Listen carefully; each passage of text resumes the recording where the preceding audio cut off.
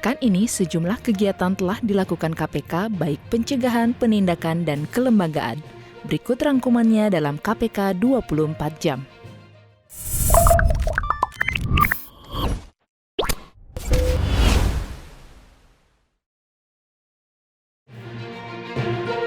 KPK dan Universitas Bangka Belitung memperkuat kerjasama dalam upaya pemberantasan korupsi di lingkungan perguruan tinggi. Hal tersebut dituangkan dalam nota kesepahaman yang ditandatangani Wakil Ketua KPK Nurul Gufron. Ruang lingkup dari MOU ini mencakup pendidikan anti korupsi, perbaikan tata kelola universitas, pengkajian dan penelitian, sosialisasi dan kampanye anti korupsi, narasumber dan ahli, pertukaran informasi dan atau data dan kerjasama lainnya sesuai kesepakatan para pihak.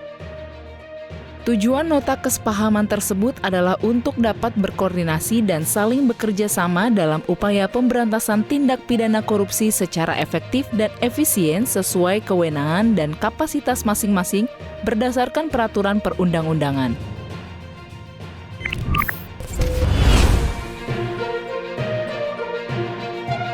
KPK berkoordinasi dengan Badan Pengawas Keuangan dan Pembangunan atau BPKP Provinsi Bangka Belitung.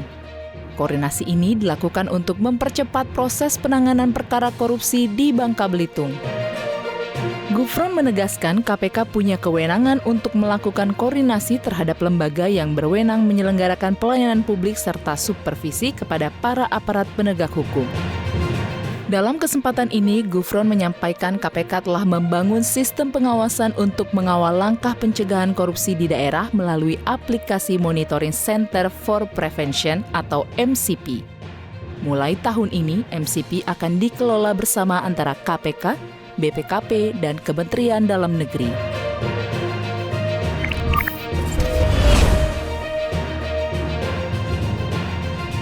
KPK menghadiri acara launching Sistem Informasi Mineral dan Batubara antar Kementerian Lembaga atau SIMBARA dan penandatanganan Nota Kesepahaman Sistem Informasi Terintegrasi dari Kegiatan Usaha Hulu Migas secara daring.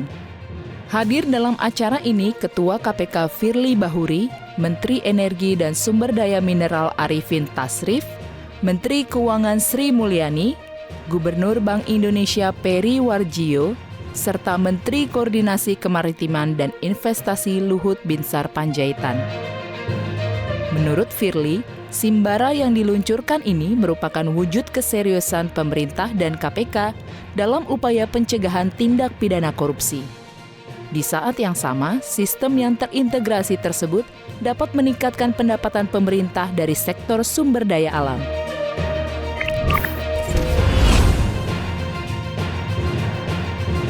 KPK menggelar rapat koordinasi pemberantasan korupsi terintegrasi di Kalimantan Timur.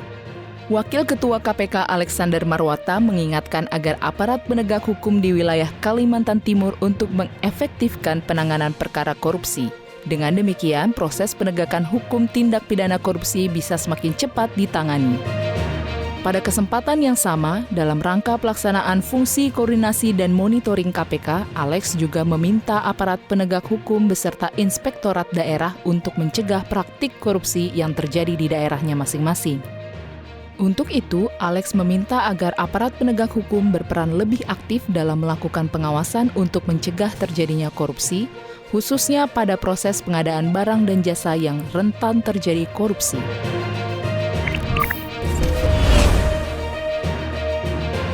KPK mengumumkan hasil seleksi administrasi pada proses rekrutmen terbuka jabatan pimpinan tinggi atau JPT, Madya dan Pratama di lingkungan KPK. Sekretaris Jenderal KPK Cahya Hardianto Hareva menyampaikan bahwa sejak pendaftaran seleksi ini dibuka, terdapat 903 orang yang melamar untuk 11 posisi, yakni 2 JPT Madya dan 9 JPT Pratama. Sebanyak 153 orang pelamar dinyatakan lulus tahap administrasi. Pengumuman hasil seleksi administrasi ini juga dihadiri oleh Koordinator Ketua Pansel Supranawa Yusuf, anggota Pansel Adrianus Meliala, dan Dwi Wahyu Atmaji. Pengumuman hasil tahapan proses seleksi terbuka ini sebagai wujud transparansi dan akuntabilitas KPK dalam memperkuat manajemen SDM guna mendukung pelaksanaan tugas-tugas pemberantasan korupsi.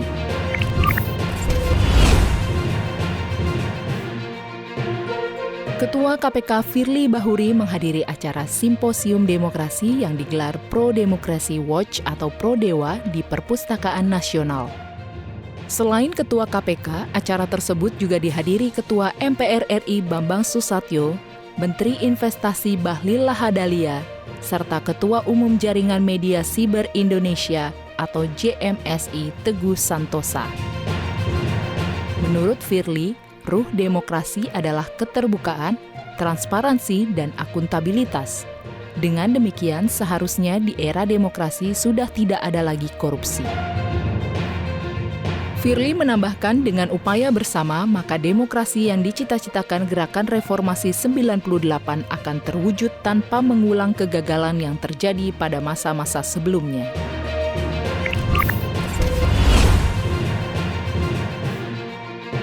KPK dan pemerintah Provinsi Jawa Barat mengukuhkan Forum Penyuluh Anti Korupsi Kujang Bersatu Jawa Barat atau PAKKBJB.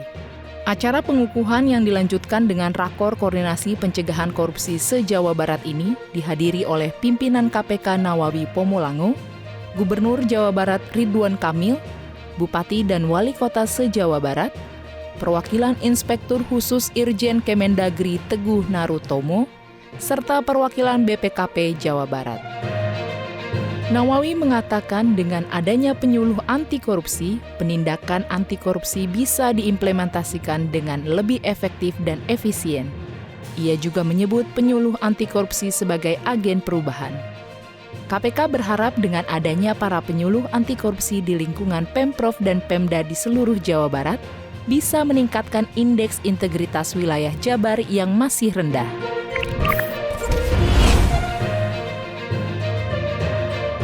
KPK menetapkan tersangka baru atas dugaan tindak pidana korupsi pemberian hadiah atau janji kepada penyelenggara negara terkait dengan proyek pekerjaan pengadaan barang dan jasa di pemerintahan Kabupaten Tulung Agung tahun 2013-2018.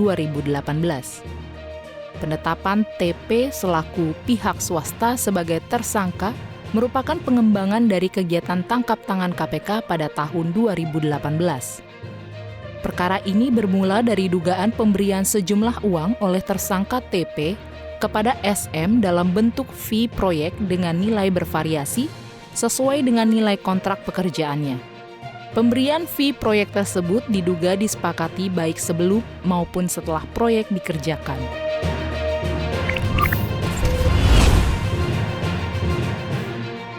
Demikian kegiatan pencegahan penindakan dan kelembagaan Komisi Pemberantasan Korupsi yang terangkum dalam KPK 24 jam. Salam anti korupsi.